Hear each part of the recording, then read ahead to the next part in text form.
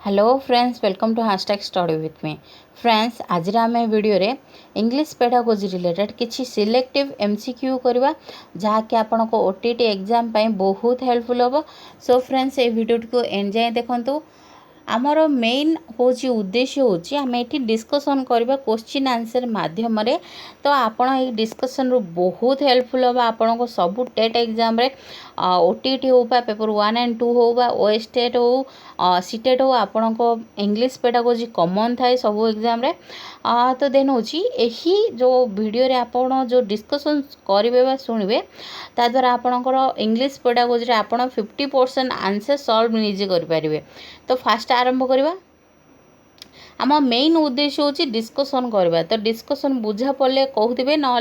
Question निश्चित भाव पचारे मु नेक्स्ट सेसन रे आपण से क्वेश्चन को सॉल्व करदेवी। तो देन हूँ फास्ट क्वेश्चन हूँ कही the productive skill of language are these. A हूँ रीडिंग एंड राइटिंग, बी हूँ लिसनिंग एंड स्पीकिंग, सी हूँ रीडिंग एंड स्पीकिंग, डी हूँ स्पीकिंग एंड राइटिंग। कौन कही प्रोडक्टिव स्किल कही उत्पादन जो दक्षता।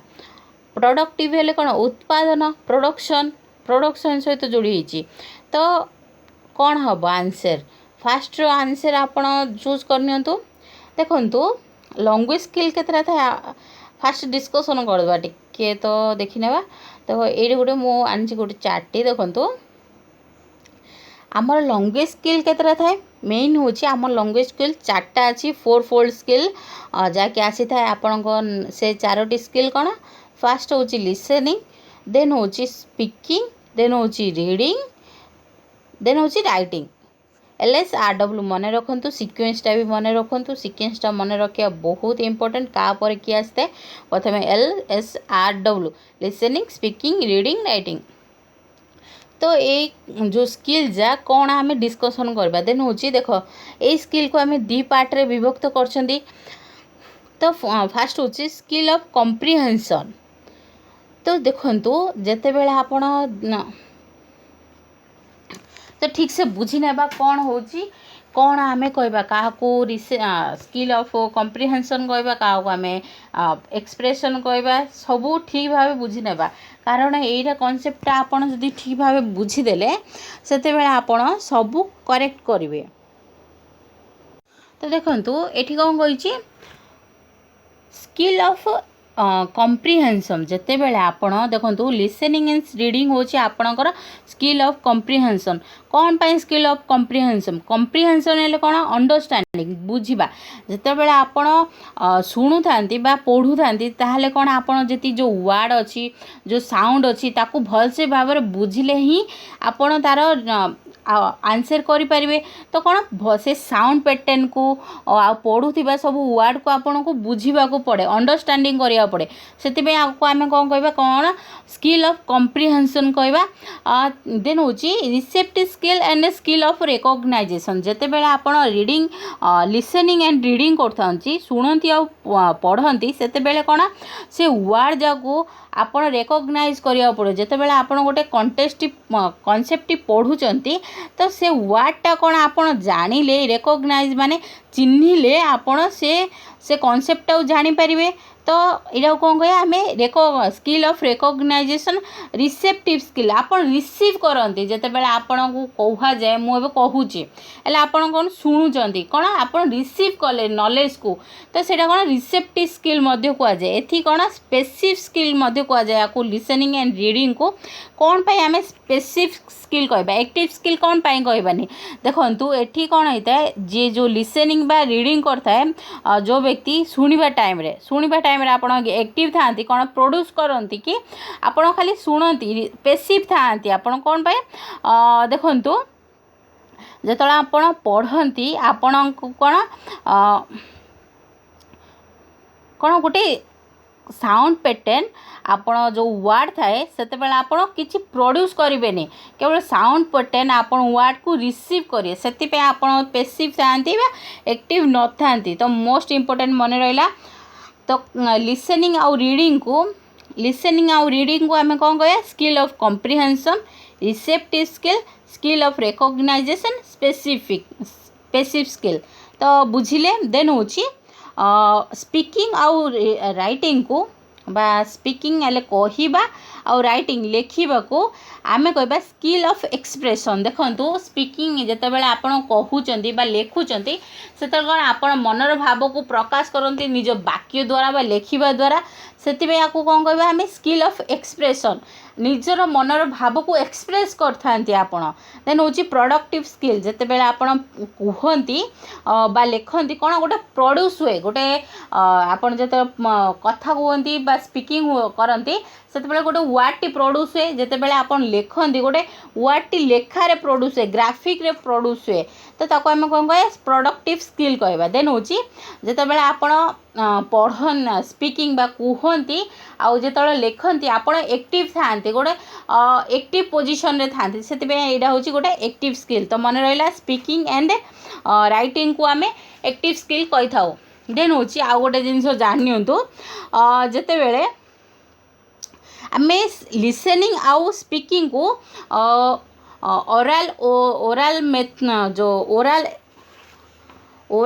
ओराल मेथड बा ऑडियो लिंगुअल स्किल कही था कारण एथिरे कौन आपड़ कही था आउ शुणी था तो दीटा आपण ऑर्गन काम करियो स्पीच ऑर्गन आउ शुणिबा आपणकर कहवाई स्पीच ऑर्गन काम करियो आउ शुणिबा ऑडियोटरी ऑर्गन सेंसेस काम करिवो सेति आपको आम कौन कहे ऑडियो लिंगुअल स्किल कहवा। तो मन रहा लिसनिंग आउ स्पीकिंग को सेते बेले कि जेते बेले रीडिंग आउ राइटिंग को लेखिबा आउ पढ़िबा को कौन कहवा आम ग्राफिक मोटर स्किल कहवा। ग्राफिक कौन लेखिबा गोटे लिखिबा हेले कौन ग्राफ रे रिप्रेजेंट होता है गोटे लेखार परिणत होता है सेते बेले कि आउ कौन रीडिंग कारण गोटे आपण मोटर स्किल होता है जितेबाला आपणकर जितेबाला आपन लेखि थांती सेतेबेले कौन होता है आपणकर जो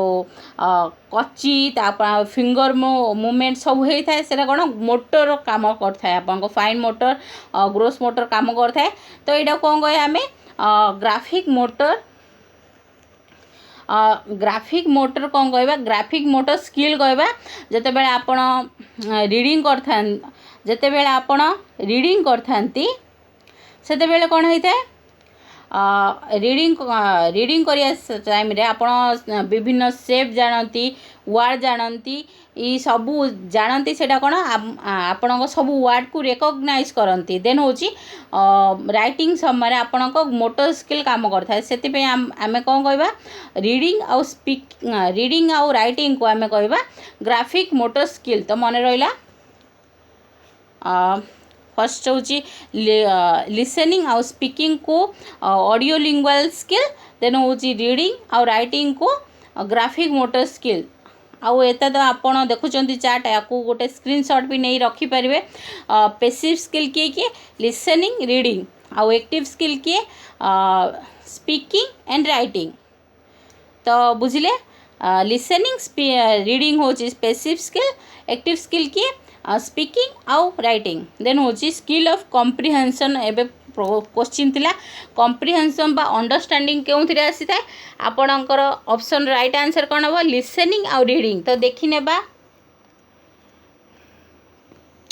तो प्रोडक्टिव स्किल पचारछि एठी कौन कही प्रोडक्टिव स्किल पचारछि कौन गोटे प्रोड्यूस हेबो। तो देखंतु एठी कौन प्रोडक्टिव स्किल कोड़ा जीवो तो प्रोडक्टिव स्किल कौन स्पीकिंग एंड राइटिंग कौन आम प्रोड्यूस करचंती कौन प्रोड्यूस करचंती गोटे वर्ड आपन जेतल कहउचंती कौन वर्ड प्रोड्यूस करचंती जेतेबेले आपन लेखुचंती सेतल कौन वर्ड टी गोटे लेखारे प्रोड्यूस करचंती। तो बुझिले तो देखिने बा ऑप्शन रे कोड अछि स्पीकिंग एंड राइटिंग। तो लास्ट अछि डी ऑप्शन अछि स्पीकिंग एंड राइटिंग। तो डी हबो राइट आंसर। फ्रेंड्स जिते बेले मुझे करूथी क्वेश्चन आंसर तो आपड़ चूज करूँ ऑप्शन को देखु केतोटी आंसर आपन करेक्ट हो। देन हूँ 2 number question the use of punctuation is a soft skill of जिते बड़े पंचुएशन मार्क जो यूज कर कहार गोटे सॉफ्ट स्किल ए हूँ लिसनिंग बी हूँ स्पीकिंग डी सी हूँ रीडिंग डी हूँ राइटिंग। तो कार गोटे सॉफ्ट स्किल हम। तो देखु पंक्चुएसन मार्क फॉर एग्जांपल नेबा गोटे लिखुचंती आपण गोटे ब्रैकेट देई कोन लिखुचंती तो केतो बेले यूज करबा जते बेले हम लिखिबा सेते बेले गोटे पंक्चुएसन मार्क यूज करबा ना तो कौन आंसर हम डी हम राइट आंसर राइटिंग समय रे आमे पंक्चुएसन मार्क यूज करथो देन होची रीडिंग रो दीरा सब स्किल अछि मोस्ट इंपोर्टेंट बारंबार आस्ता है स्किमिंग एंड स्कैनिंग दीरा इंपोर्टेंट मन रखंतु स्किमिंग एंड स्कैनिंग रे कौन होता है स्किमिंग रे कौन होता है गोटे ओवरऑल आइडिया जानिया गोटे कंटेस्ट गोटे कॉन्सेप्ट देथियो जते बेले आपण ताको पढ़ी गोटे ओवरऑल आइडिया गोटे ओवरव्यू जानिया चाहती ताको हम कौन कह स्किमिंग कह जते बेले आपण गोटे स्पेसिफिक वर्ड जानिबा चाहूचंती गोटे फॉर एग्जांपल लिखथियो गोटे नाड देथियो गोटे शेक्सपियर गोटे इनी गोटे नाड देथियो से स्पेसिफिक वर्ड टा जानिया स्पेसिफिक गोटे कॉन्सेप्ट को जानिया गोटे वर्ड को जानिया हम कौन करथो स्कैनिंग करथो मोस्ट इंपोर्टेंट मन रखु देन हूँ 3 नंबर क्वेश्चन देखु ओडिया पेडागोजी इंग्लिश पेडागोजी टिके तफात अच्छी मत बेसी किसी ना तार जो लास्ट पैटर्न सब थाए इवैल्यूएशन क्वेश्चनिंग एते सब कॉमन थाए दीटा आगे प्राय 90% कॉमन अच्छी तो ये जोड़ा आप डिस्कसन कर ओडिया पेडागोजी रे बहुत हेल्पफुल हम देन हूँ कौन कही फॉर्मेटिव एसेसमेंट है समाप्ति सूचक जो मूल्यांकन आर कंडक्टेड डेज जो समाप्ति सूचक मूल्यांकन करा जाए सेता कोठी करा जाए कंडक्टेड डेज ये हूँ all through the course B हूँ at the beginning of a lesson C हूँ at the end of the term D हूँ at the end of the session तो फॉर्मेटिव इवैल्यूएशन केतेबेले करा जाय थाए सॉरी मु फॉर्मेटिव बेले कहीदेली समाप्ति सूचक नुहे गठनमूलक एमती टे भूल हो जाए तो फॉर्मेटिव कौन गठनमूलक मूल्यांकन केतेबेले कंडक्ट करा जाए हूँ ऑल थ्रू द कोर्स जितेबले पूरा कोर्स चलती से मझिरे मझिरे कंटिन्यूस रे करा जाई थाए all through the course A B होची at the beginning of a lesson जितेबले गोटे लेसन आरंभ करा जाए सेतेबेले हो सी होची at the end of the term वर्ष शेष रे करा जाए डी होची at the end of the session तो गोटे टर्म शेष रे करा जाए बा पूरा गोटे सेशन सरीला पर गोटे वर्ष शेष रे करा जाए तो राइट आंसर कौन हम गठनमूलक मूल्यांकन तो राइट आंसर कौन हम ए ऑल थ्रू द कोर्स पूरा कोर्स रे करा जाई थाए मझिरे मझिरे ताको आम कौन कह गठनमूलक मूल्यांकन करबा कहिबा देखंतु गठनमूलक मूल्यांकन कौन करा जाए गोटे कंटिन्यूस चलता है से गोटे प्रोसीजर चलता है असाइनमेंट द्वारा आपण समस्त प्रोजेक्ट वर्क द्वारा पिलार इवैल्यूएशन बारंबार करा जाए ता द्वारा आपण को फीडबैक दिया जाए थाए आपण मन रखु मोस्ट इंपोर्टेंट फीडबैक मिलता है जहाँ द्वारा आपण कौन होता है शिक्षण जो आपण प्रणाली तार मेथड सुधार था सहित डायग्नोसिस करा जाए थाए शिशुर ता जानिबा बहुत इम्पोर्टेंट देन हूँ इवैल्यूएशन आम 4टा प्रकार इवैल्यूएशन अच्छी ता विषय टी जानीदेवा फास्ट हूँ फॉर्मेटिव समेटिव डायग्नोसिस और प्लेसमेंट तो ये 4टी इवैल्यूएशन विषय टी जानीदेवा फॉर्मेटिव इवैल्यूएशन तो जानले वर्ष तमाम चली थाए प्रति सेक्शन रे चली थाए प्रति आपण यूनिट्स यूनिट मझिरे यूनिट शेष रे कंटिन्यूस चली थाए आपण सेडा ता द्वारा आपणकर कंटिन्यूस फीडबैक मिल थाए पिला मानको डायग्नोसिस रे हेल्प कर थाए पिला मानको फीडबैक दे थाए प्लस आपण टीचर मानको फीडबैक दे थाए तो मन रहिला देन होची समेटिव इवैल्यूएशन समाप्ति सूचक जहाँ कि आपण गोटे एंड रे होता है जमीती आपण हाफ इयरली एग्जाम जितेबाला आपण गोटे टर्म सरी जाए सेक्शन सरी जाए से आपण जो इवैल्यूएशन हुए ताको आम कह समेटिव इवैल्यूएशन होता है ताहा आपणकर नेक्स्ट सेक्शन रे आपणकर पिला को एंड रे फीडबैक दे थाए कि आपणकर कौन से जो मेथड आपण यूज करथिले जते शिक्षण लक्ष्य रखिथिले से पहुँचले कि नहीं एंड रे दे थाए देन होची प्लेसमेंट इभाल्यूशन केतेबेले कराए जितेबेले आपण योग्यता जानापी गोटे सीट गोटे पदवी योग्यता जानापी करा हूँ आम प्लेसमेंट इभाल्यूशन फॉर एग्जांपल हूँ सीटीबीडी एंट्रांस सीटीबीडी रे ना लेखे गोटे टीचर होगापी सीटीबीडी एंट्रांस दि जाए योग्यता जानापी देन हूँ ओटीटी एग्जाम सेटा भी गोटे प्लेसमेंट देन हूँ डायग्नोसिस मोस्ट इम्पोर्टेंट डायग्नोसिस केतेबेले करा जाए जेतेबेले आपणकर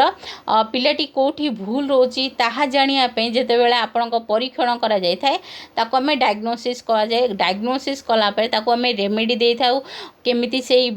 भूलटी बा संशोधन होई परिबो। तो मन रहिला चारोटी मोस्ट इम्पोर्टेंट असेसमेंट देन होची आपणकर तीनटा मोस्ट इम्पोर्टेंट आसी थाए लर्निंग आपण कौन तीनोटी आ गोटे आसी थाए assessment of learning assessment for learning assessment as learning ए तीनटा भी आसी थाए बारंबार पचारि पारे एग्जाम रे तो कौन कही दूची टिके सुन दियंतु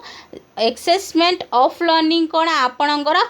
समेटिव सहित जोड़ाई जितेबेले आपणक एंड्रे कौन कार्य शेष है जितेबेले आपणकर असेसमेंट बा मूल्यांकन करा जाय थाए ताको असेसमेंट ऑफ लर्निंग कहा जाए जहाँकि आपणक एसे सहित जोड़ी होगी रही समेटिव इभाल्यूएशन असेसमेंट फॉर लर्निंग कौन जितेबेले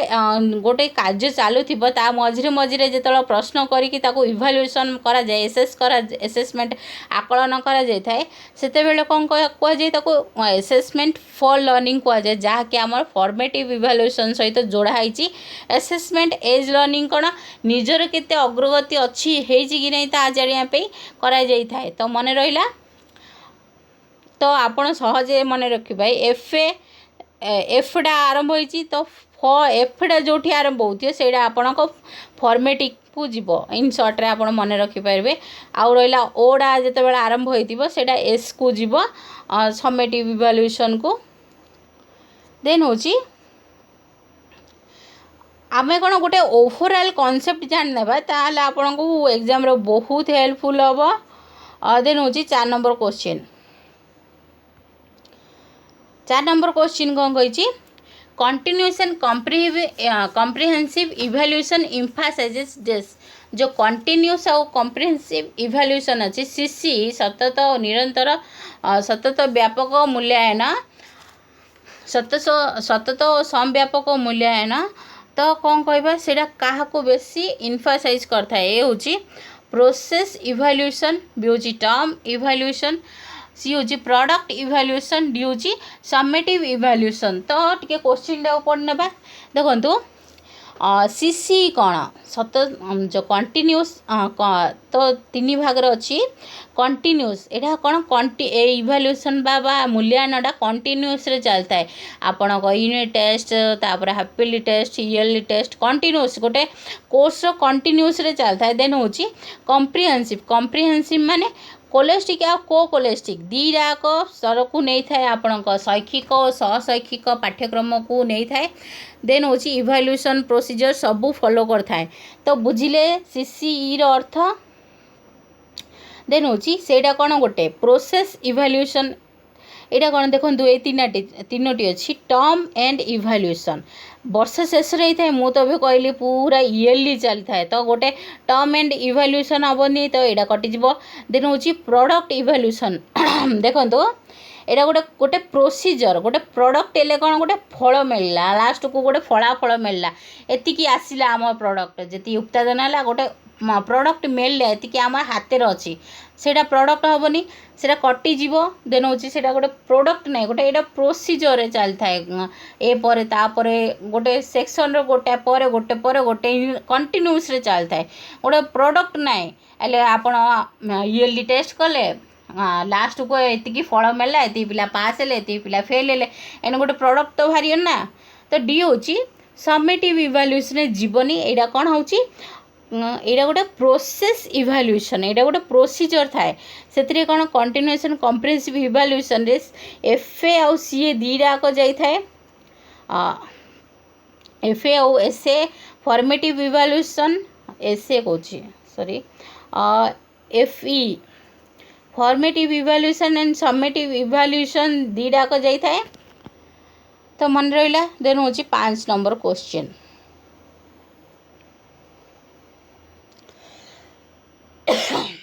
sorry learning of English in India as a secondary language has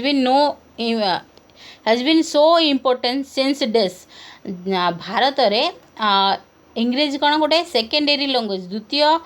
भाषा रूपे ग्रहण कर इम्पोर्टेंस दि जाए कौन पाए ए हूँ English is a foreign language कारण इंग्लिश गोटे फॉरेन लैंग्वेज विदेशी भाषा होइथिबारु भी हूँ English is a international language English गोटे आंतर्जातिक भाषा होइथिबारु सी हूँ people speaking English are highly honoured जो माने इंग्लिश रे कथबार्ता हुअन्ति बा स्पीकिंग करती से बेसी मर्यादा दि जाए मर्यादा दि जाऊँगी हूँ India is a multilingual country Bharat गोटे बहुभाषी राष्ट्र होइथिबारु तो कौन पाई इम्पोर्टेंस दि जाए तो राइट आंसर कौन हम डी हम राइट आंसर भारत गोटे बहुभाषी राष्ट्र यार प्रति आपण केते किलोमीटर गला पर गोटे अन्य गोटे भाषा देखिए ओडिया रे जो ओडिशा रे जो भाषा पश्चिम बंग कौन से भाषा की तो कौन मल्टीलिंगुअल अच्छी बहुभाषी देश आमर तो कौन गोटे लिंक सृष्टि करने यहाँ बहुत इम्पोर्टेंट जो मल्टीलिंगुअल बा मातृभाषा आमर अन्य भाषा सहित लिंक सृष्टि करिबारे बहुत इम्पोर्टेंट से सेकेंडरी लैंग्वेज इंग्लिश को मोस्ट इम्पोर्टेंट दि जाए कौन पाए भारत गोटे बहुभाषी राष्ट्र होइतिबा देन हो 6 number question On a 4-lined handwriting paper, all the capital letters and the numbers are written in the देखो गोटे 4टा लाइन थी आपण हैंडराइटिंग तो लिखि थे हस्ताक्षर तो हस्ताक्षर जिते बड़े 4टा लाइन थाए से आप कैपिटल लेटर आउ आपण जो नंबर थाए तो कौटू लिखि था तो राइट आंसर कौन हम ए हम लोअर 3 लाइन्स बी हम अपर 2 लाइन्स सी हम अपर 3 लाइन्स डी हूँ मिडिल 2 लाइन्स तो क्यों लिखते हैं अपर 3 लाइन्स फास्ट जो 3टा लाइन अच्छी से भितर आपणकर कैपिटल लेटर लिखा जाए तो सी हम राइट आंसर देन हूँ 7 नंबर क्वेश्चन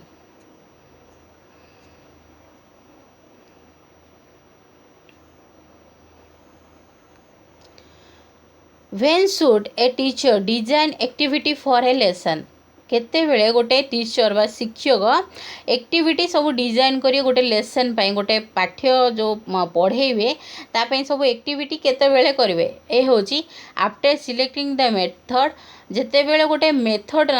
पढ़ेबे जो पाठ तापई गोटे मेथड सिलेक्ट कला परे पद्धति बी होची after formulating of institutional objective जो उद्देश्य रही ताकू आपण लिखिला परे ताकू जानला परे करिवे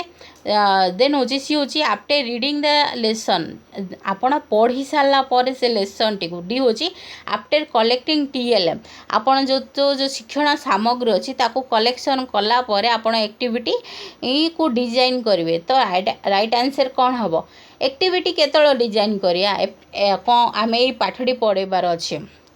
फॉर एग्जांपल आपण कौन भी पाठ नियंतु 6, 7, 8, 9, 10 भितर से पाठटी पढ़ार अच्छी तो कौन कौन एक्टिविटी करी केतल डिसाइड करिए जिते बेले तार गोटे लक्ष्य उद्देश्य कौन जानीदेव फास्ट होची से पाठटा पढ़ेबे से पाठटार कौन लक्ष्य ऑब्जेक्टिव कौन अच्छी एम कौन अच्छी जानीदेला परे तापर आपण कौन होता है गोटे एक्टिविटी बाछा जाए एक्टिविटी को लेकिन आपण मेथड कौन यूज हम मेथड को लेकिन आपण टीएलएम कौन अच्छी जाना होता है प्रोसीजर होता है तो फास्ट कौन आम बी हम राइट आंसर कौन ऑब्जेक्टिव अच्छी कौन एम अच्छी जाना फास्ट तापर आम एक्टिविटी डिजाइन करिया देन हूँ 8 नंबर क्वेश्चन 8 नंबर क्वेश्चन हूँ which is the receptive skill of language तो रिसेप्टिव स्किल कौन ए हूँ लिसनिंग एंड रीडिंग बी हूँ अंडरस्टैंडिंग एंड स्पीकिंग सी हूँ स्पीकिंग एंड राइटिंग डी हूँ अंडरस्टैंडिंग एंड राइटिंग तो देखो ये 2टा ऑप्शन तो कटिज ऑटोमेटिक अंडरस्टैंडिंग ना आम 4-फोल्ड स्किल रे तो 2टा डी और बी कटिज गला तो 8 नंबर राइट आंसर कौन हम तो मुझे डिस्कसन करी कौन रिसेप्टिव स्किल किए कि आमर लिसनिंग आउ स्पीकिंग तो मुझे भावुँ समस्त लिसनिंग आउ रीडिंग सॉरी स्पीकिंग कहीदेली लिसनिंग आउ रीडिंग हूँ आमर रिसेप्टिव स्किल तो आम लिसनिंग जो आम शुणुंट आउ जो आम पढ़ुंट कौन आम गोटा रिसीव करिया वर्ड मध्यम आपणकर सेंटेंस सबू कौन आम रिसीव करिया तो रिसीप्टिव स्किल की हम लिसनिंग एंड रीडिंग तो ए हम राइट आंसर तो ए जो मैंने चूज कर करेक्ट अच्छा देन हूँ 9 number question Which theory of language learning has found knowledge of internal processes crucial to the understanding of learners?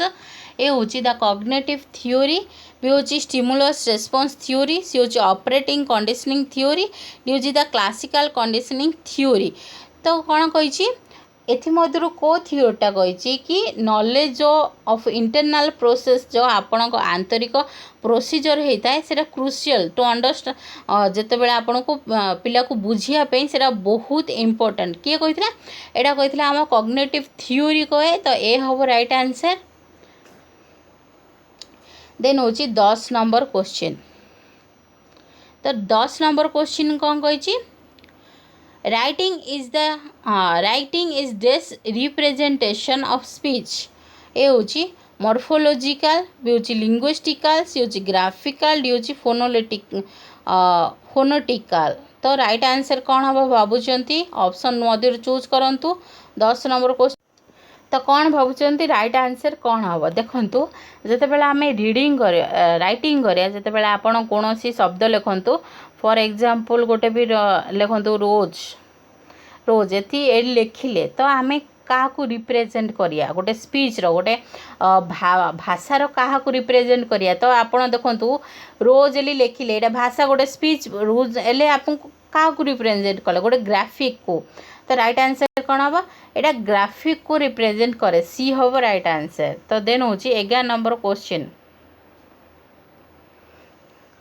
Learning of English in India as a secondary language has been so important and inevitable since days. ये होची English is a foreign language. भी होची people speaking English are highly honored. सी होची India is a multilingual country. D होची English is link and international language. तो correct answer कौन हम कहतु तो आगुरी आम डिस्कसन करते से आम सी को ऑप्शन को राइट करते मात्र एठी डी ऑप्शन टी राइट हम तो भावुं एमती केमी है तो से सी है तो ए डी हम देखु सेकेंडरी लैंग्वेज हिसाब से आपण कौन ये देखु ऑप्शन को आम बेस्ट ऑप्शन चूज करिया एठी कौन कही भारत गोटे बहुभाषी राष्ट्र हो भारत को इंग्लिश को बहुत इम्पोर्टेंस दि जाए डी ऑप्शन कौन कही English is A link and international language तो कौन लिंक लैंग्वेज एले लिंक लैंग्वेज है कौन आपण मल्टीलैंग्वेज को बुझाऊँ प्लस इंटरनेशनल लैंग्वेज को दीटा अच्छी तो यहाँ राइट आंसर हम सी डी हम राइट आंसर आमको कौन बेस्ट ऑप्शन को चूज करार अच्छी तो देखु लिंक लैंग्वेज है कौन आपण को मातृभाषा अन्य सब मातृभाषा सहित जोड़ गोटे लिंक लैंग्वेज है गोटे साउथ इंडियन को गोटे नॉर्थ इंडियन सहित जोड़ा साहाय्य करे दीटा भाषा मध्य गोटे ब्रिज तैयारी करे लिंक तैयारी करे देन हूँ गोटे इंटरनेशनल लैंग्वेज एरा बहुत इम्पोर्टेंट अन्य देशर सहित आमको कारबार करने कथबार्ता आमको भावार आदान प्रदान आमको दरकार होता है तो बेस्ट ऑप्शन कौन डी ही तो देखिए जिते बेले आपण को गोटे दीटा कन्फ्यूजन होता है तो आपण से बेस्ट ऑप्शन को चूज करेंगे ता मध्यरु तो डी हम राइट आंसर देन हूँ 12 number question the alphabetic method, the phonetic method, the word method and the sentence method are associated with dash. ए हूँ listening, बी हूँ speaking, सी हूँ reading, डी हूँ writing. तो ये सब मेथड का सहित एसोसिएट अच्छी तो राइट आंसर कौन भावुंट शुणा कहवा पढ़ा लिखा कौड़ा हम राइट आंसर तो राइट आंसर हम सी यह सब पढ़ा सहित जोड़ी अच्छा देखु तो जानीदेवा आपण आल्फाबेटिकल मेथड एत सब मेथड कौन कौन आपण जाना बहुत इम्पोर्टेंट देखु अल्फाबेटिकल मेथड कौन होता है आपन को यहाँ बहुत इम्पोर्टेंट जानापी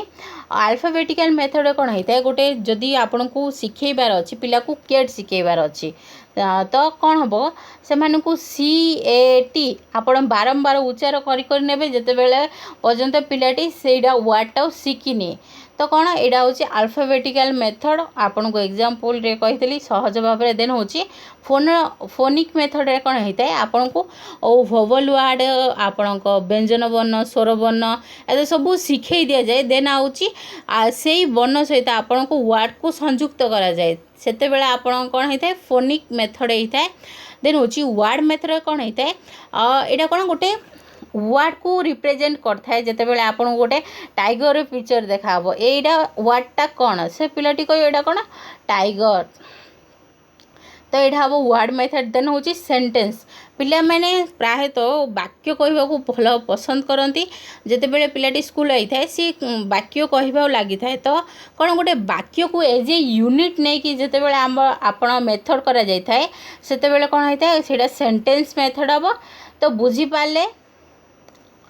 देन हूँ 13 number question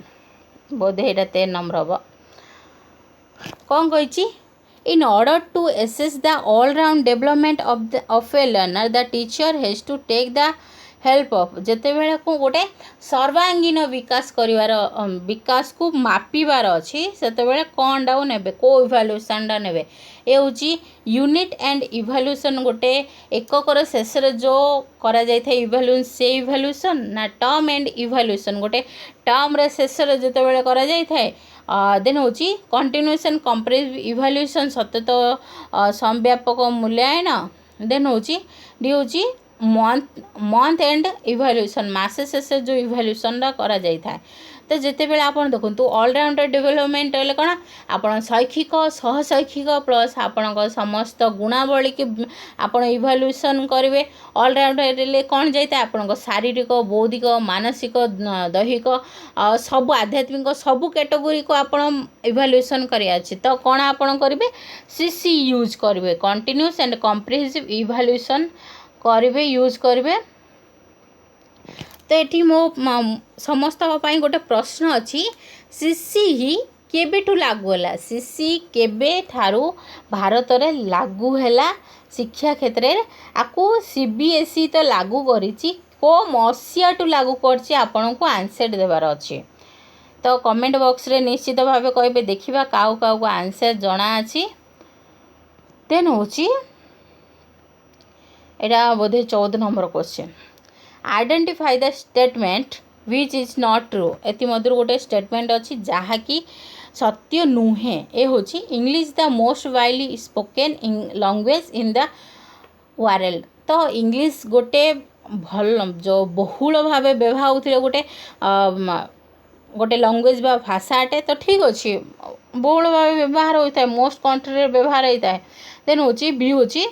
learning English is important for pursuing higher education पढ़ाई इंग्लिश दरकार हाँ आपण को हायर एजुकेटेड हेबाई दरकार आपण को ग्रेजुएशन लेवल आपण को पोस्ट ग्रेजुएशन लेवल आपण को इंग्लिश प्रॉपर्ली आसवा दरकार ना आपण पोस्ट ग्रेजुएशन हो पारे तो बी हम राइट आंसर ट्रू हम देन हूँ English bridge the gap between speaker of different mother tongues तो ये ठीक अच्छे आपण को दीटा मातृभाषा फॉर एग्जांपल नेबा आम ओडिशार पिलाटी गोटे तमिलनाडु चेन्नई ना आउ कोड स्टेट को गला ताको से भाषा जना ना तो सी इंग्लिश रे कथबार्ता हो पार गैप बिटवीन टू लैंग्वेज दीटा मातृभाषा भितर गोटे ब्रिज हो पार तो ठीक अच्छे 3 नंबर सीटा भी ठीक अच्छे तो देखिए लास्टा तो कोड़ा भूल हम डी हम तो राइट आंसर कौन हम English hardly finds its place at the centre of all international activities तो कौन कही सबू इंटरनेशनल एक्टिविटी रे इंग्लिश हूँ सेंटर पार्ट तो यहाँ भूल हम तो डी हम राइट आंसर इंग्लिश को इंग्लिश गोटे ऑफिशियल लैंग्वेज हो पार गोटे स्टेज मात्र सबू इंटरनेशनल काम रे ताको सेंटर रे पोजीशन दिया हम यहाँ हेनी राइट आंसर तो डी हम राइट आंसर देन हूँ 15 16 नंबर क्वेश्चन बोध यहाँ learning is effective when the learners in the classroom are found desk जितेबले शिक्षण बहुत इफेक्टिव होता है फलप्रद होता है जितेबले कि क्लासरूम रे कौन पिला माने क्वाइट बसंती शांति रे बसंती इंटरैक्टिव जितेबले इंटरैक्शन हुए कथबार्ता हुअंती से निजे परस्पर मध्य किसी शिखती सी हूँ पेसिव से शांत होइकी बसवे पेसिव बिल्कुल एक्टिव हेबेनी डी हूँ very slow preparing their lessons से माने बहुत स्लो रे से लेसन को प्रिपेयर करते तो फलप्रद शिक्षण केतल फलप्रद हम जिते बेले पिला माने इंटरैक्टिव थिबे से माने इंटरैक्शन करथिबे टीचर सहित क्वेश्चनिंग करथिबे टीचर को फॉर एग्जांपल नेबा गोटे इफेक्टिव क्लासरूम आपण केतल कहबे जते बेला आपण जिबे गोटे क्लासरूम देखिबे कि सेठी पिला ने सेमानक काम करचंदी सेमाने कथबार्ता ए गोटे कामटी भल भाव करचंदी सेमाने जानि नांती कि के तांको क्लास को आसिला फॉर देखिबे आ गोटे एग्जांपल होची जते बेले पिला माने टीचर को क्वेश्चनिंग करथांती विभिन्न प्रकार आर्ग्यू करथांती सेमाने गोटे कॉन्टेस्ट को बा कांसेप्ट को जानिबा को चाहिंती सेते बेले कोन आपे गोटे इफेक्टिव क्लासरूम एनवायरनमेंट कहबा तक आम तो बुझिले बी हम राइट आंसर देन हूँ 17 नंबर क्वेश्चन सॉरी 17 हम यहाँ reading stories novels comics and cartoons facilitates desk learning जिते बेले आपण विभिन्न स्टोरी आपण विभिन्न नोवेल बा विभिन्न कॉमिक कार्टून सब पढ़ी तो सेतेबेले आपनको को प्रकार रीडिंग कह जाए हूँ इंटेंसिव भी हूँ एक्सटेंसिव सी हूँ लाउड हूँ साड़ तो राइट आंसर कौन हम भावुंट राइट आंसर दिंतु 17 नंबर क्वेश्चन तो राइट आंसर कौन हम बी एक्सटेंसिव रीडिंग हम तो आ विषय टी जानीदे एक्सटेंसिव रीडिंग कौन भाई देखु रीडिंग को कंटेस्ट अनुसार कंटेंट अनुसार 3 भाग विभक्त करा जायछि कोट होछि इंटेंसिव रीडिंग देन होछि आपण सप्लीमेंटरी रीडिंग देन होछि आपणकर एक्सटेंसिव रीडिंग तो देखु जिते बेले इंटेंसिव रीडिंग आमे साधारणतः स्टडी कही था गोटे आपण जो विद्यालय जो करिकुलम थाए ताको पढ़िबा बा एग्जाम ओरिएंटेड है कि पढ़िबा ताको आमे इंटेंसिव रीडिंग कही था ताको आमे क्रिटिकल रीडिंग मध्य कहबा देन होची सप्लीमेंटरी रीडिंग कौन जिते बेले आपण टीचर को पचारिकी आपण को एग्जाम पे बा गोटे आपण को करिकुलम रे जो पाठटी अछि ता विषय किसी जानिया पे आप कौन सप्लीमेंटरी टिके अधिक पढ़ा को नॉट डिटेल रीडिंग जो कौन सप्लीमेंटरी रीडिंग को आम कौन कहे नॉट डिटेल रीडिंग मध्य कह जाए तो कौन सप्लीमेंट आपण को जो वर्क बा इंटेंसिव रीडिंग को किसी सप्लीमेंट बा किसी साहाय्य करने जो रीडिंग होता है सप्लीमेंटरी रीडिंग जो देन होची एक्सटेंसिव रीडिंग रे आपणकर आपणकर कौन कॉमिक बुक पब्लिक लाइब्रेरी जाई पढ़ा विभिन्न बुक्स पढ़ा नोवेल पढ़ा एता सब जाए जहाँकि आपणकर करिकुलम रे बाहर होता है तो बुझिले देन होची आउ थे रीडिंग को आपणकर साउंड वेव्स अनुसार 3 भाग विभक्त कराई मोस्ट इम्पोर्टेंट मखंतु मन रखंतु सॉरी टिके भाषा को ठीक करिया पड़ा तो होची साउंड वेव्स अनुसार आपणकर साउंड अनुसार रीडिंग को 3 भाग रे विभक्त करा जायछि और फर्स्ट होची रीडिंग ए लाउड कौन रीडिंग ए लाउड देन होची लाउड रीडिंग देन होची आपणकर साइलेंट रीडिंग तो बुझंतु एलाउड रीडिंग एलाउड तो कौन रीडिंग एलाउड रे कौन होता है पिलाटी जोर जोर पढ़ी था नॉर्मल क्लासरूम रे कौन होता है पढ़ी थाए जिते बेले आपण से कौन पढ़ुचे से पिलाटी शुणी पारे समस्ते करेक्टली सेटा को आम कौन कहबा रीडिंग एलाउड कहबा जिते बेले एटा साधारणतः आमर प्राइमरी लेवल यूज होता है आपणकर जो ग्रोस लेवल जो निम्न श्रेणी रे यूज होता है मन रखंतु देन होची लाउड रीडिंग एटा कौन होता है रीडिंग एलाउड केतबेले होता है आपणकर साधारणतः प्रोज रे होता है बा गद्य रे होता है देन होची लाउड रीडिंग कौन होता है सबू पिला माने श्रेणी रे समस्ते गोटे साथ रे पढ़ा को लाउड रीडिंग करा जाए जिते बेले आपणकर प्रोज कौन पोएट्री कौन पढ़ा पढ़ते पिला माने समस्ते मिसिकी गीत गाती राइमिंग करती सेटा को आम कौन कहवा लाउड रीडिंग कहवा। देन हूँ साइलेंट रीडिंग रे पिला माने बिना निजर लिपसिंग करी न करी मध्य से माने शांति रे बसी पढ़ती ताकू आमे गोटे हायर लेवल यूज करथाउ। तो बुझिले कंटेस्ट को बुझंतु तापर आपण सब क्वेश्चन आंसर निजे ही सॉल्व करनेबे। देन हूँ 18 number question generalization and organization of ideas, sequencing,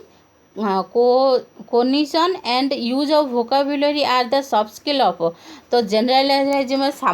सामान्यकरणी organise करवा आइडिया को तापर सीक्वेंस रे सब लिखा वोकाबुलरी यूज करवा कहार सॉफ्ट स्किल। ए हम रीडिंग बी हूँ राइटिंग सी हूँ स्पीकिंग डी हूँ लिसनिंग। तो कहार गोटे सॉफ्ट स्किल हम तो यहाँ कार हूँ बी हम राइटिंग गोटे सॉफ्ट स्किल हम एत सब। देन हूँ 19 number question according to the language teaching experts the early education of a child should be in dash। ए हूँ फास्ट लैंग्वेज बी हूँ सेकेंड लैंग्वेज सी हूँ फॉरेन लैंग्वेज डी हूँ multi language. तो right answer कौन हम जो language expert माने अछंती तांको अनुसारे भाषा कौन प्राथमिक श्रेणी रे बा एली निम्न श्रेणी रे कौन मातृभाषा माध्यम रे शिक्षा देवा आवश्यक। तो फास्ट लैंग्वेज हम राइट हम ए आंसर हम राइट आंसर। तो देखंतु एठी मु गोटे कहबाकू चाहूँगी मदर लैंग्वेज पिला माने मातृभाषा अधिकरण करना ऑटोमेटिक होता है ऑटोमेटिक से माने शिखी जाती। तो सही भाषा माध्यम रे शिक्षा देवा द्वारा कौन पिलाटी सहजरे शिखी थाए क्लासरूम को से निजर भाभी थाए से परिवेश से खाप खुआई चली पारि थाए। तो मन रखु। देन हूँ 20 नंबर क्वेश्चन 20 नंबर क्वेश्चन कही which of the following is a not basic mechanism of reading at the elementary level. तो कौन एलिमेंटरी लेवल बा प्राथमिक श्रेणी रे कौन होता है रीडिंग रो एटा गोटे मेकानिजम बा यूज ही ना थाए। ए हूँ वर्ड रीडिंग बी हूँ पिक्चर रीडिंग सी हूँ न्यूज़पेपर रीडिंग डी हूँ फेज रीडिंग। तो राइट आंसर कौन हम सी हम राइट आंसर जो प्राथमिक श्रेणी आपंकर न्यूज रीडिंग है न था। तो राइट आंसर हम सी। तो 21 number question in continuous comprehensive evaluation the teacher tries to. तो आपणकर जो सीसी रे टीचर कौन करबा ट्राई करती ये हूँ find out to what extend the learning objective are achieved. देखिए कि लर्निंग ऑब्जेक्टिव जो उद्देश्य रही ताहा केते अचीव है। बी हम make the learner assess the teacher कौन एठी कौन करें लर्नर माने टीचर को एसेस बा मूल्यांकन करेंगे। सी हम identify special need of the learner in A group कौन तांको आइडेंटिफाई की करेंगे कि कौन कौन स्पेशल नीड अच्छी पिला मानकर गोटे ग्रुप रे कौन आवश्यकता अच्छी। डी हम make the learner by cramming learning कौन घोषा विद्या केते जानिले making the learner by cramping learning से माने किमिति घोषा विद्या शिखिबे। तो राइट आंसर कौन हम ए हम राइट आंसर। तो कौन ऑब्जेक्टिव केते अचीव है ता जानिया पे हमें सीसी करपा। तो यह हम राइट आंसर। देन हूँ 21 number question 21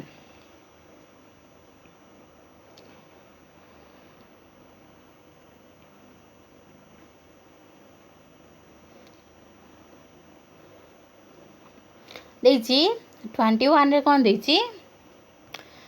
activity filling the blanks is in the following letter. A letter जी अच्छी ताको फिलिंग द ब्लैंक्स करिया। Dear dash we dash our holiday in Ooty very much usually we dash for long walks every day the scenery dash marvellous wish you were here love dash. तो कौन सी filling the blanks करिया गई। The above writing activity in the box is a kind of dash. ए जो कौन कही ए writing डा कौन पचार ए जो राइटिंग डा अच्छी फिलिंग द ब्लैंक्स अच्छी एटा को प्रकार राइटिंग ए हूँ गाइडेड राइटिंग बी हूँ पैरेलल राइटिंग सी हूँ कंट्रोल्ड राइटिंग डी हूँ फ्री राइटिंग। तो देखी नेबा तो कौन हम राइट आंसर। तो देखो तो कंपोजिशन को आमर तीन भाग विभक्त करा जायछि। राइटिंग कंपोजिशन को गाइडेड, देन हूँ कंट्रोल्ड, देन हूँ फ्री कंपोजिशन। तो से तीन विषय टी जानीदेवा तापर आप निजे ही कहीदेवे। तो गाइडेड कौन होता है टीचर को गाइडेंस रे होता है को स्ट्रक्चर को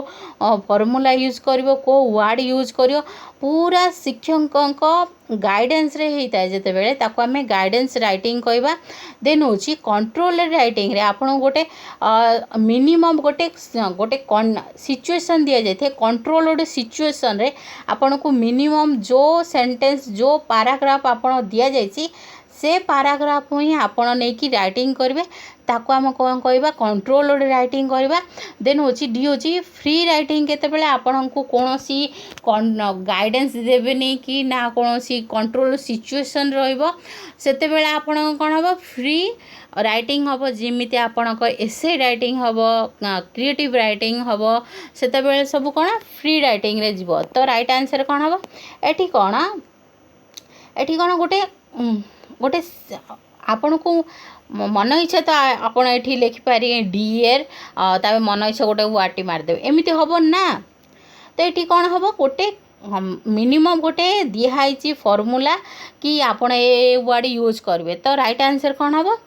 यहाँ गोटे कंट्रोल्ड सिचुएशन रही। तो राइट आंसर कौन हम सी हम कंट्रोल्ड राइटिंग। तो बुझीपारे देन हूँ यहाँ हूँ आपणकर 22 नंबर। देन हूँ ये गोटे सेंटेंस को पार्ट पार्ट कर पार्ट पार्ट कर देछि। कौन क्वेश्चन देछि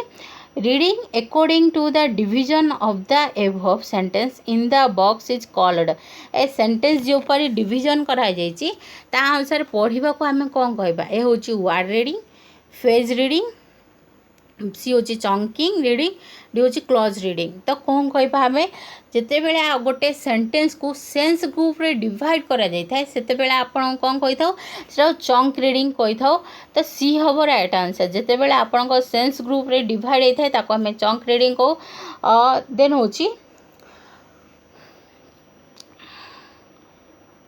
हूँ 23 number question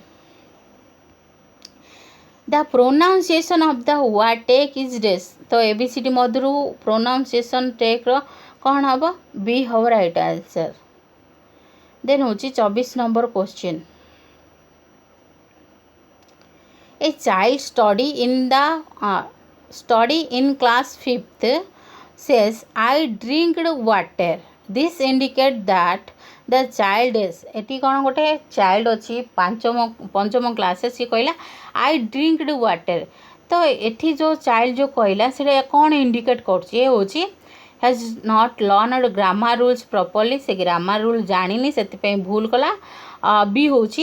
should memorise the correct sentences ये कौन घोषिकी मन रखियो कि से सेंटेंसटा कौन हम। सी हम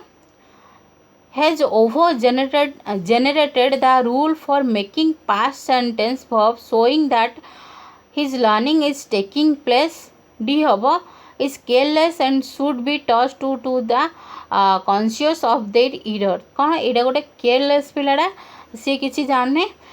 तो देखु यहाँ राइट आंसर कौन हम सी हम राइट आंसर। कौन पाई एटी कौन कहला पिलाटी आई ड्रिंक्ड वाटर सी भूल कला मु जानसी सी कौन पास्ट टेंस रे ओवर जेनेरेटेड करदेला रूल को मात्र कौन एठी आमे कौन शिखबा सी शिखी। तो जदि सी शिखी न था किसी तो सी किसी सेंटेंस कही न था सी कौन ओवर जेनेरेटेड करी मात्र सी कौन शिखी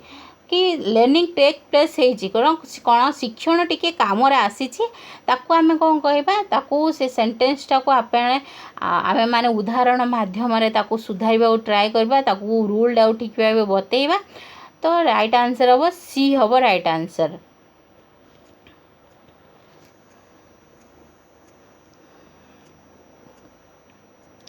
देन हूँ 25 number question to arouse interest in learning, language learning or importance roles is played by days। ये होची drill, imitation, सी होची student teacher interaction, डी होची motivation encouragement। तो कौन आम भाषा शिक्षार पिलामानकर इंटरेस्ट किमिति जन्मेवा तो राइट आंसर कौन हम ड्रिल करने द्वारा सब प्रकार ड्रिल बा इमिटेशन होची अनुकरण कर जो इमिटेशन बा अनुकरण कहवा आम ताको सी हूँ कथबार्ता हवा द्वारा स्टूडेंट टीचर भितर इंटरेक्शन होगा द्वारा डी हूँ मोटिवेशन बा उत्साह इनकरेज करने द्वारा तो इंटरेस्ट केमिति मोटिवेशन करने द्वारा रिइनफोर्समेंट देवा द्वारा बा इनकरेजमेंट करने द्वारा। तो 23 number question multi skill approach means when A होची all language system are integrated B होची all language skills are delete C होची various skills are developed together D होची नन ऑफ द एबव। तो multi skill approach कौन होता है तो जिते बेले सबु प्रकार स्किल को डील करा जाय थाए सेते बेले आपण होता है मल्टी स्किल अप्रोच होता है। तो सी बी हम राइट आंसर। देन होची 24 नंबर क्वेश्चन तो कौन कही India has more than days A हूँ 2000 रु अधिक लैंग्वेज 1500 रु अधिक लैंग्वेज सी हूँ 1000 रु अधिक लैंग्वेज सी हूँ 500 रु अधिक लैंग्वेज। तो कौन हम राइट आंसर तो 1500 रु अधिक लैंग्वेज अच्छी भारत में तो बी हम राइट आंसर। देन हूँ 25 नंबर क्वेश्चन 25 नंबर क्वेश्चन कही mother tongue has to be used dash कौन मातृभाषा यूज करबा दरकार इंग्लिश रे कौन पे has to make English comprehensible बा अंडरस्टैंडिंग आम इंग्लिश को बुझापी करवा दरकार बी हूँ to make English structure appropriate structure को एप्रोप्रिएट बा जानापी आम करवा सी हूँ to write English correctly English को जमीती लिखा करेक्टली से करवा डी हूँ नन ऑफ दिस। तो राइट आंसर कौन हम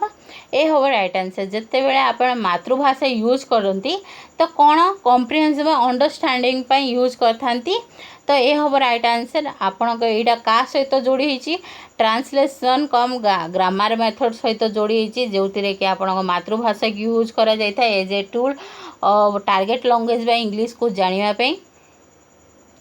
तो देन हूँ 26 नंबर क्वेश्चन कौन कही बेसिकली लर्निंग मीन्स तो बेसिकली शिक्षण अर्थ कौन 26 नंबर ए हूँ गेटिंग ट्रेन्ड ट्रेनिंग नेबा बी हूँ getting train to expose skills expose हेल्ले कौन आप सब प्रकार स्किल को देखा और सी हूँ the act of perceiving speaking reading and writing D हूँ ऑल ऑफ द एबव। तो राइट आंसर कौन बेसिकली लर्निंग हेल्ले कौन आपन को ट्रेनिंग नेबा जे द्वारा आपन को एक्सपोज करें सब प्रकार स्किल को तो डी बी हम राइट आंसर। देन हूँ देखो एग्जाम बहुत पाखु आसलानी तो मुतरा एड करने चाहूँगी क्वेश्चन जहाँकि मुझे एड कर पार नी तो हूँ केतरा एड कर दूसरी आप क्वेश्चन मोस्ट इम्पोर्टेंट जहाँकि आसीपार संभावना बहुत अधिक। फास्ट हूँ डायलेक्सिया इज एसोसिएटेड विथ एमती आसीपे क्वेश्चन डायलेक्सिया क्या सहित एसोसिएटेड अच्छी आपणकर एटा कौन गोटे रीडिंग डिसऑर्डर डायलेक्सिया कौन डायलेक्सिया आपन गोटे रीडिंग डिसऑर्डर से कौन होता है डग को गड़ पड़ता है तो ओलटा भाव में पढ़ो यहाँ गोटे रीडिंग सहित जोड़ी तापर डिस्ग्राफिया आपणकर लिखन सहित जोड़ी होती रही मन रखु डिस्ग्राफिया कौन राइटिंग डिसऑर्डर। देन हूँ आपण मेथड पढ़ी पारे मेथड कौन कौन इम्पोर्टेंट मेथड अच्छी फास्ट हूँ टीचर कम ग्रामर मेथड जहाँकि आप बहुत ओल्ड मेथड से कौन होता है मातृभाषा माध्यम रे शिक्षा दी था मोस्ट इम्पोर्टेंट मातृभाषा इंग्लिश भाषा को कौन मातृभाषा आम कौन कह जाणिकी शिखी था